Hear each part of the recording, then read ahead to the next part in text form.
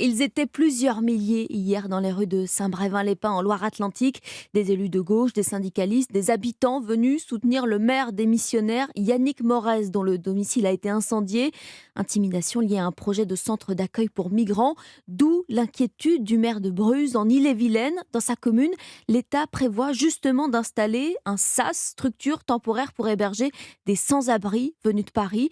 Décision prise sans concertation d'après l'élu que Charles Guyard a rencontré pour Europe 1. En fait, il ne m'a pas vraiment demandé mon avis. La préfecture avait décidé de mettre le SAS à cet emplacement-là. Et cet emplacement, Philippe Salmon, le maire de Bruz, s'y est rendu tout récemment avec un représentant de la préfecture. Mais sur place, surprise, il y avait déjà beaucoup de monde. Quand on est arrivé, il y avait l'association pour l'accompagnement social des personnes, également un architecte, le constructeur des mobil-homes. On s'est retrouvé dans un schéma où tout était déjà décidé. Et voilà l'élu local, une fois de plus, réduit à un rôle de subalterne de l'État, un sentiment de déjà-vu. C'est dans tous les esprits. On peut craindre certains débordements, comme l'a subi le maire de Saint-Brévin. Et dans la population, pas encore de levée de bouclier, mais des interrogations notamment sur le vrai pouvoir du locataire de l'hôtel de ville. Si le maire n'est plus patron de sa commune, c'est plus la peine d'être maire. Mais aussi sur les conditions d'accueil sur un site pourtant pollué. D'accord pour les accepter, mais dignement, si on s'occupe d'eux. Et cela tombe bien, Inès habite à 200 mètres et cette mère de famille se dit prête à donner un coup de main. Si même il faut faire des actions bénévoles pour leur donner à manger, si ça peut en sauver quelques-uns de la rue, j'y serai. Alors rendez-vous pour l'ouverture de ce centre prévu cet automne. Un reportage de Charles Guyard, correspondant d'Europe 1 dans l'Ouest.